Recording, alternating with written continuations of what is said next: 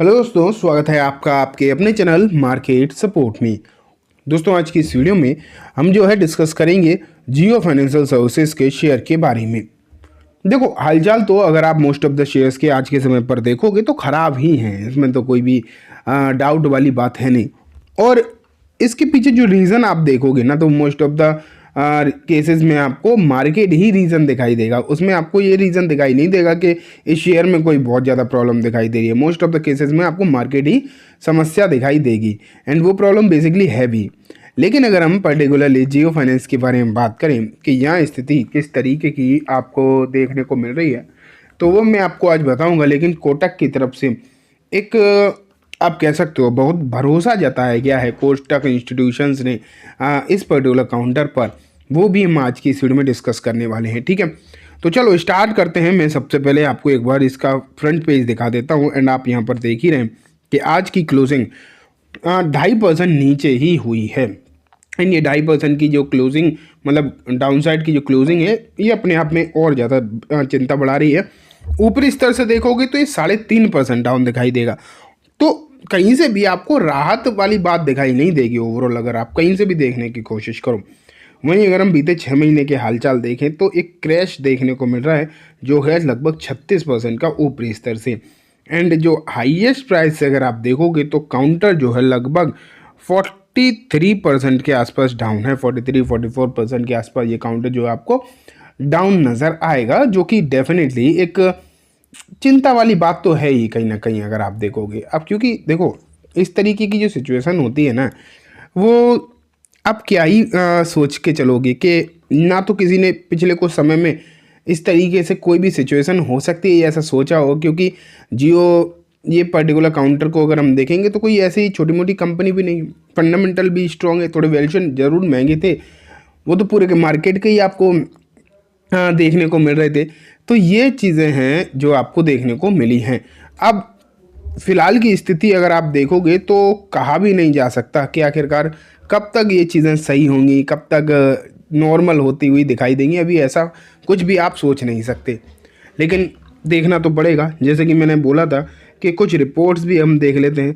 तो रिपोर्ट्स अगर आप आज के समय पर देखोगे तो कुछ भी आपको स्पेशल देखने को मिलेंगी नहीं। मैं सही बताऊं तो एक रिपोर्ट आपको ये ज़रूर दिखाई देगी, या क्रांति बाथिनी की एक रिपोर्ट है, और इन्होंने जियो पर अभी भी भरोसा ही दिखाया है। इस तरीके के मार्केट में भी अगर आप देखोगे तो इनकी तरफ से थोड़ा सा भरोसा दिखाया गया है, और इन्होंने यही कहा है बेसिकली कि अगर आप इस पर होल्ड की सिचुएशन रखोगे तो श्योरली चीज़ें जो हैं अच्छी हो सकती हैं। यहाँ पर होल्ड की ही बेसिकली बातें निकल कर आ रही हैं जियो पर इस वेल्थ मिल सिक्योरिटीज़ की तरफ से। लेकिन अगर हम इसके अलावा कुछ बड़े इंस्टीट्यूशंस को देखने की कोशिश करें, जिसमें कोटक भी आता है, तो वहाँ अगर हम देखें सिचुएशन किस तरीके की है, तो चलो मैं आपको दिखाता हूँ डेटा। ये देखो, जियो फाइनेंस का जनवरी 2025 का डेटा आपके सामने निकल कर आ गया है। एंड यहाँ अगर देखने की आप कोशिश करोगे तो आपको मालूम पड़ेगा कि कुछ बड़े फंड्स, जिसमें कोटक इंस्टीट्यूशन शामिल है, कोटक इक्विटी का, एंड अगर इन्वेस्को इंडिया देखें तो इन्होंने भारी भरकम भरोसा जो है दिखाया है। कोटक की तरफ से इस पर्टिकुलर स्कीम में जो खरीदारी हुई है वो 318% पहले के कंपैरिजन में ज़्यादा है। एंड वहीं अगर हम देखें इन्वेस्को की तरफ से तो 777% की हिस्सेदारी बढ़ी है।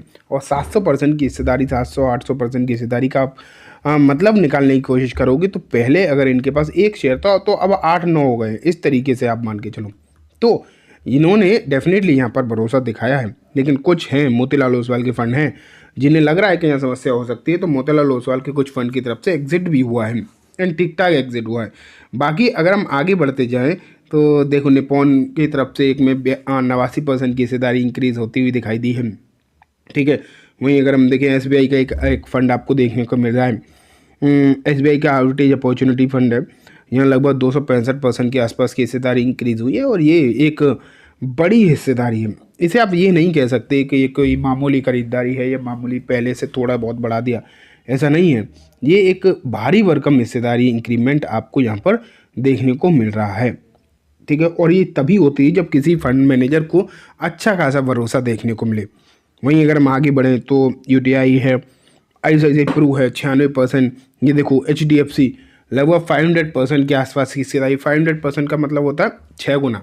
पहले से इन्होंने जो है अपनी हिस्सेदारी को 6 गुना कर दिया है।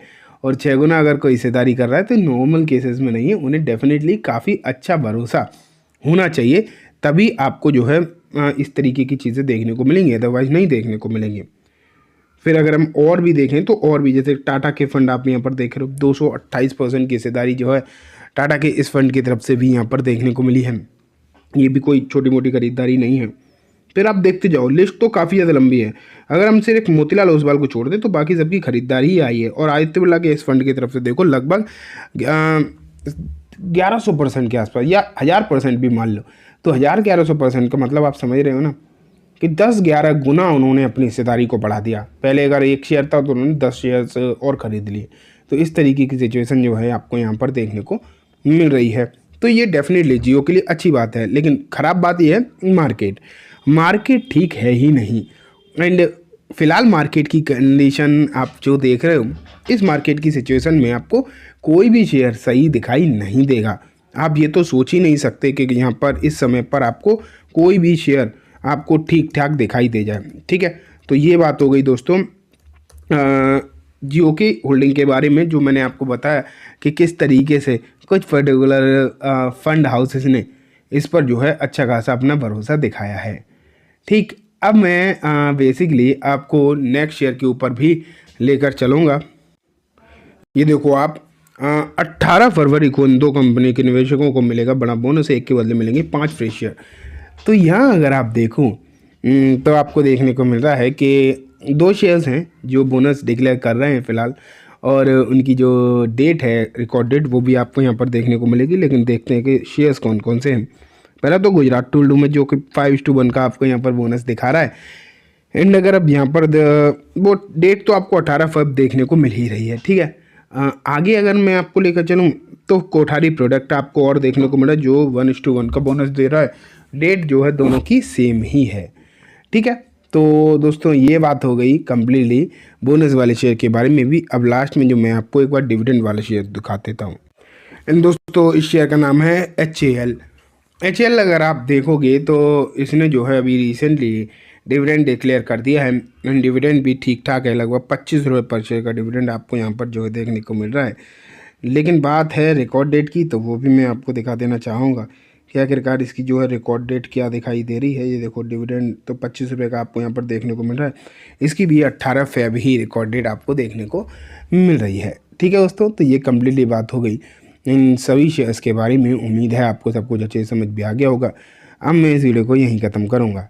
जाने से पहले बस एक बार बोलना चाहूँगा, वीडियो अच्छी लगी हो तो इसे लाइक करना, चैनल को भी ज़रूर सब्सक्राइब करना, जाते आते बेल आइकन दबाना, जिससे कि जब भी मैं कोई नई वीडियो डालूँ आपके पास नोटिफिकेशन सबसे पहले आ जाए। एंड दोस्तों ये वीडियो सिर्फ और सिर्फ एजुकेशन इन्फॉर्मेशन पर्पस है, तो किसी भी तरीके की बाइंग सेलिंग के रिकमेंडेशन के तौर पर बिल्कुल भी ना देखें। Thank you.